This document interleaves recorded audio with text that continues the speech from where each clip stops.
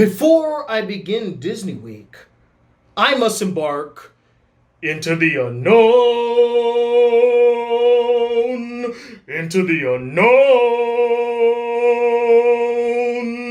into the unknown.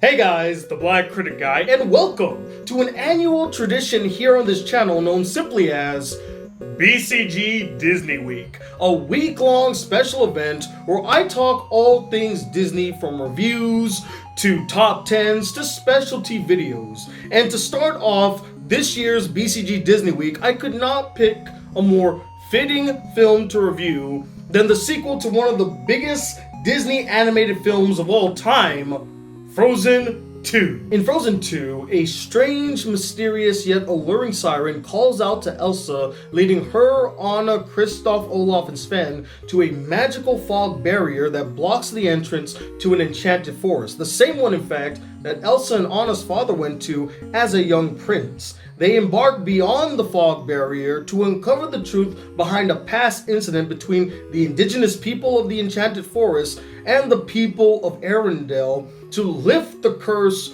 over the enchanted forest, as well as to uncover the identity of the mysterious siren and why she calls out to Elsa. Now, what I'm about to say is in no means to undermine the accomplishments of the previous film, but the first Frozen, for all intents and purposes, to put it lightly, was a delightful, exciting, wonderful, and highly profitable accident for the Walt Disney Company. A lightning in a bottle, if you will. It was the perfect storm of animation, music, songwriting, storytelling, voice acting and singing, and reindeer loving that all culminated into the worldwide phenomena that it would become. Some of us loved it immensely, while others resented its widespread popularity. Obviously, with all that attention surrounding the film and the increasing demand for more Frozen,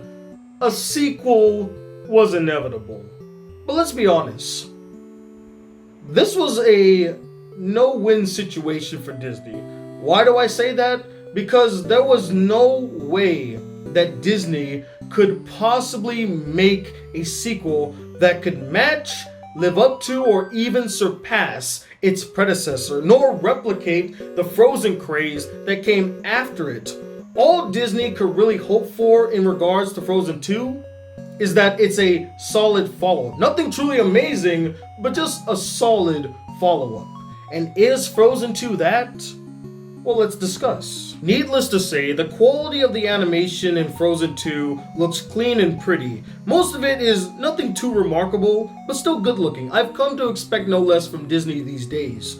But there are some moments of great animation, like the Into the Unknown musical number, remember that one, and the Show Yourself musical number / scene. The voice acting was serviceable, with the majority of the voice cast doing their best. I personally found Idina Menzel to be the standout of the film, as she had the strongest performance both vocally and her incredible singing delivery. Man, she has not skipped a beat. And speaking of singing, the song Into the Unknown is arguably Frozen 2's best song and a personal standout for me. As if you couldn't tell by not only my singing, but my opening as well. I mean, you got the solid songwriting, the wickedly talented Adele Dazeem's powerful vocal delivery, and the riveting melody accompanied by Aurora's haunting yet soothing harmonizing that all come together into one memorable musical number. There were a few moments scattered throughout Frozen 2 that I found hard-hitting, hilarious, exhilarating, emotional, and tragic. I loved that they explored more of Elsa and Anna's parents here in Frozen 2, giving them far more character in this film than they ever had in the first film. Also, that stupid theory about Elsa and Anna's parents being the parents of Tarzan, bum tier. And there is a scene at the end of the second act and the beginning of the third act that was very well executed and quite emotional. Too bad the ending ruined it. But for all its shining moments, Frozen 2 still suffers from quite a few flaws. Major flaws. The biggest being its story, which not only tries to develop too many different and frankly unnecessary subplots, but drags on longer than it needs to. This film is nearly 2 hours long. It would have been half that length if you cut out all those pointless, needless subplots. The first Frozen had a solid, focused, streamlined plot to it. Elsa's run away after her powers have grown beyond her control, and her sister Anna sets off to find her and bring her back home. In Frozen 2, you got the main plot where Elsa is hearing this mysterious voice calling out to her, which ties in to the Enchanted Forest subplot.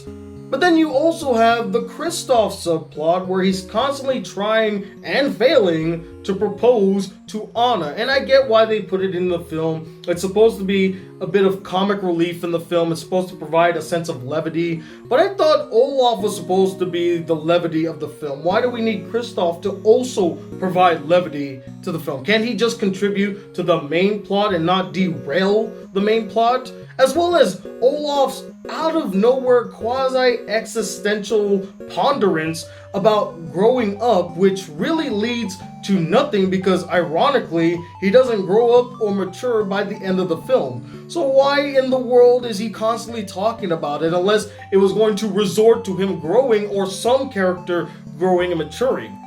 It doesn't happen. The feud between the indigenous people of the Enchanted Forest and the soldiers of Arendelle that's been going on for nearly 40 years and was the direct cause of the fog barrier that now traps them inside the Enchanted Forest is resolved in a heartbeat. How underwhelming, especially because this would have been a great obstacle for both Elsa and Anna to have to deal with and resolve through diplomacy, which all great leaders should be able to do, which would have led to some really great growth in their character. But nah, we don't need that. Instead, let's have Kristoff break into a musical number done in a cliche 90s style music video. I'm not kidding. That actually happens in the film. Just out of nowhere, they do a musical number that's done as if it was a music video that was showing on MTV in the 90s. I'm not gonna lie, that might have been the weirdest moment in the entire film. It just left me scratching my head wondering what made them decide to do this. What led to this decision? I've never seen any Disney film that was a musical resort to something like this. Ever. If you can name me one, please do, because I can't think of one. And speaking of music, outside of Into the Unknown and maybe Show Yourself, a majority of the musical numbers in Frozen 2 are honestly either below average or just average and are completely forgettable. Which really hurts to say, especially since this is the exact same team from the first Frozen. I thought they would put their best foot forward, but it didn't even feel like they were trying all that much when making the music for this film. And lastly, the characters outside of Elsa, both old and new, were quite lackluster, not going through any sort of significant growth or having any sort of development given to them throughout the film. The biggest victim of this regression was clearly Anna, where once she was this ditzy, carefree, energetic, full of spunk and life character that you couldn't help but love, now she's become a needy, overly obsessive, slightly unstable character with little to none of the original charisma and charm that made her likable to begin with. If there was anything that broke my heart in Frozen 2, it was the treatment of Anna. What a shame! Olaf, Kristoff, and Sven are practically useless as they contribute very little to the main plot outside of driving, leading, or guiding Elsa and Anna to their destinations.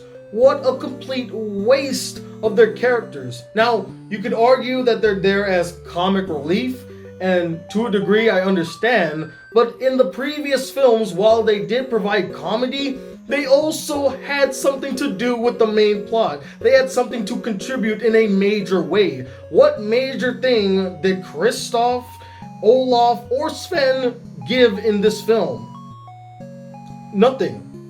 Not even a sacrifice. Nothing. The new characters were just as pointless and unremarkable. And how dare you waste Sterling K. Brown's talent with this thankless role? You gave him nothing to do. Nothing to do. You should have gave him a more meatier character. Maybe he could have even been the villain of the film or something interesting instead of this old guard that used to serve Elsa and Anna's father when he was younger. There's nothing more to his character outside of that. Nothing more. There were also these two indigenous characters, one boy and one girl, that had potential to be something unique, especially the girl who looked like she was forming some sort of relationship with Elsa, which at first I didn't know how to feel about it, but after thinking about it, I was like, I'm on board. I like to see it. Not to mention that the indigenous boy, he kind of looked like he was hitting on Kristoff. Maybe that was a subtle thing. Maybe I'm just looking too into it. But it seemed as though he was really hitting it off with Kristoff. But then they just both disappeared. They show up again near the end. And it looked like they were going to form a relationship with the two of them. But they abandoned the idea. So they didn't waste them once or twice. They wasted them 3 times a lady.